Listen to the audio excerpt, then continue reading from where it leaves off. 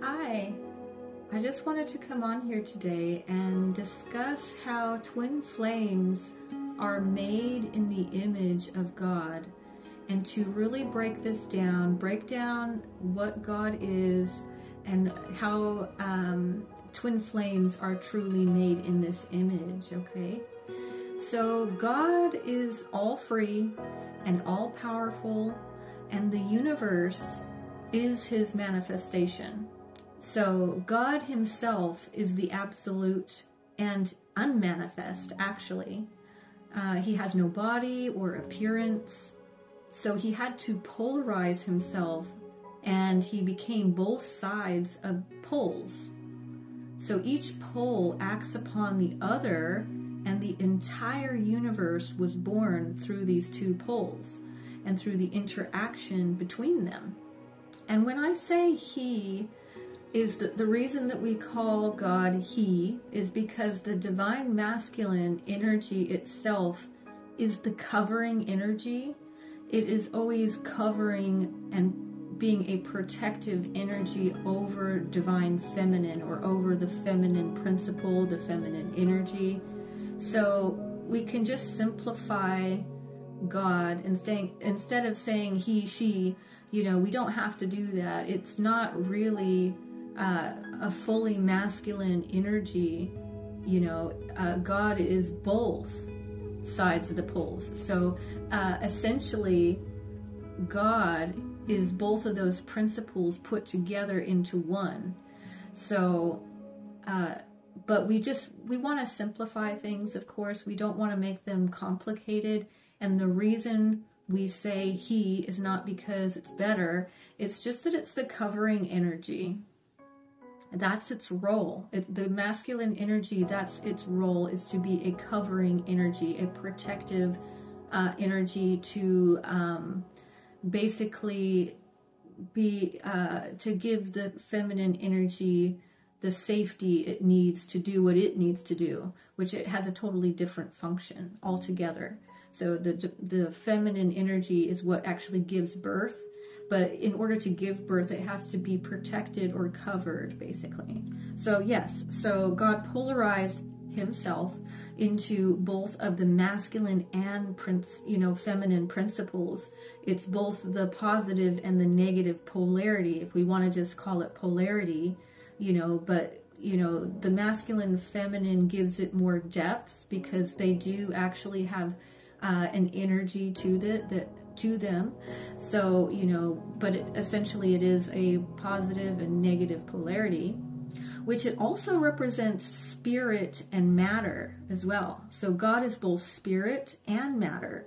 And so twin flames are a representation of the Godhead and of this polarization of masculine and feminine energy, that it's actually in harmony or in union with itself. That is actually the soul blueprint, which is, a really beautiful, simple way is to, that yin-yang symbol really is the soul blueprint. So that represents the masculine, feminine. It represents, these polarities of negative, positive, and spirit and matter. That's really what it represents. And as above, so below. So everything that is up there, within the higher realms, you could say, up in the highest of the highest. If we go all the way to the Godhead, right? As above, so below. We are the blueprint, okay, of that. We represent that. That is what we are. Twin flames are a representation of the Godhead, which is masculine, feminine polarity in union with itself.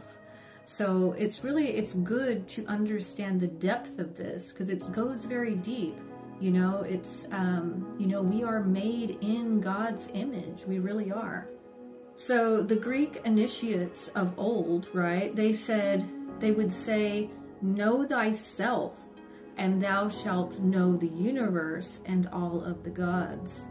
And so here it's saying that same thing. It's if you understand if you understand yourself, if you understand these energies, if you understand this, that we are a representation of that, as above, so below, basically. And also, you know, another thing the initiates would also say is that man is a key, you know, that opens the doors of the universe. And the reason the key is man, if we want to call it a key, the key is man because in man, okay, in man is spirit and matter that are united.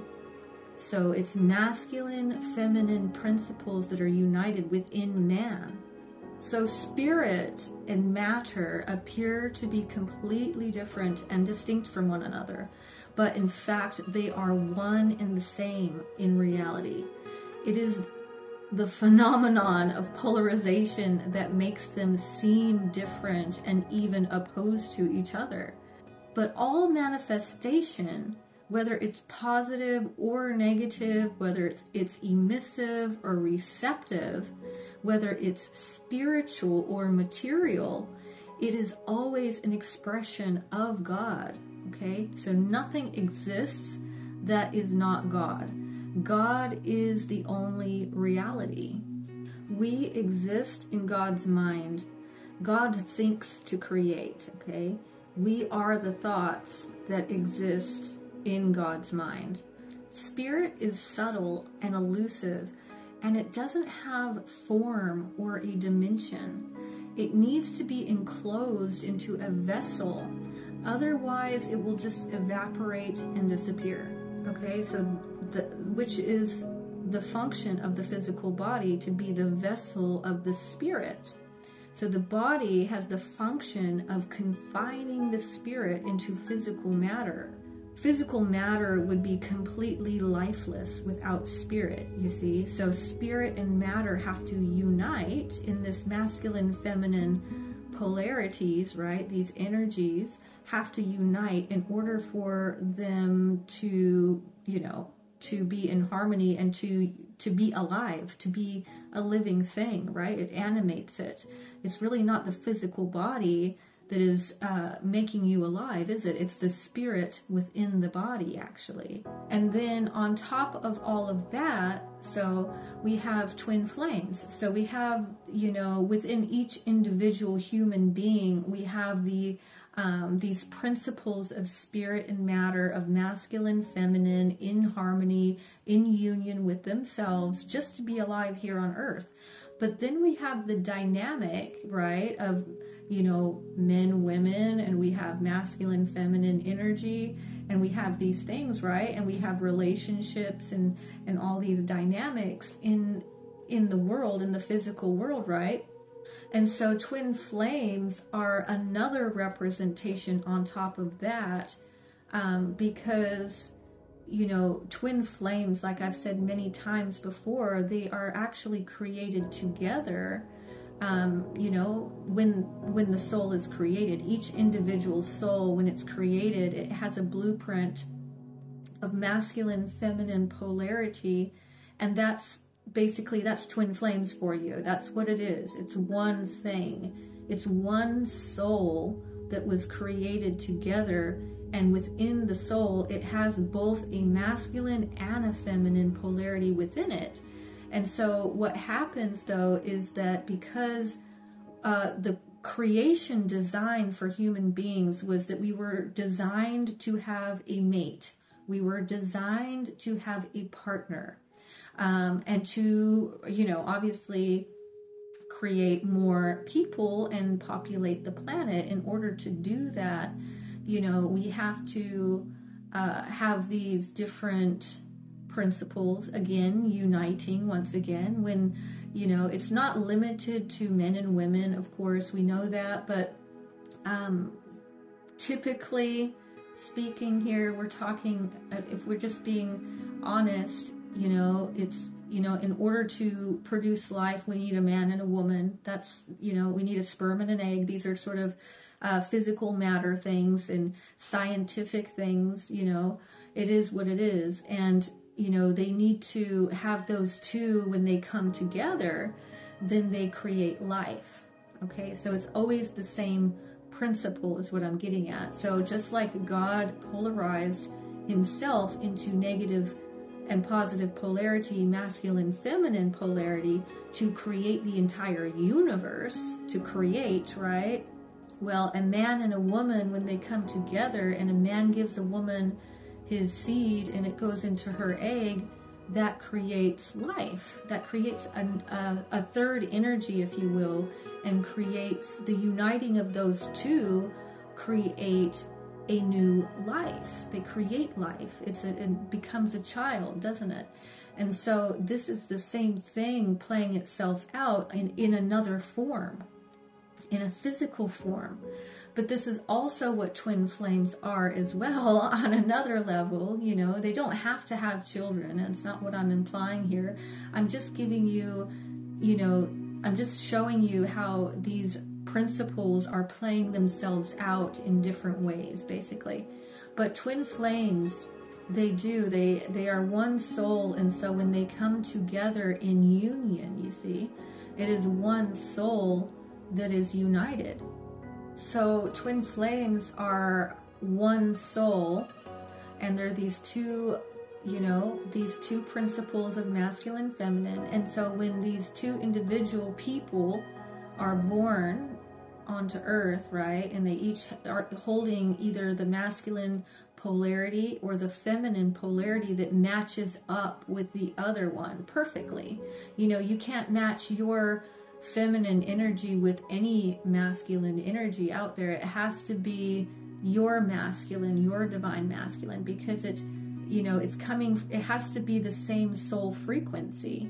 It has to be the same soul vibration as yours. It can't be somebody else's twin flame, their masculine, because it's a different vibration. So then when they come together in union, they create a third energy, which is your shared auric field. You know, so that's also representing that as well.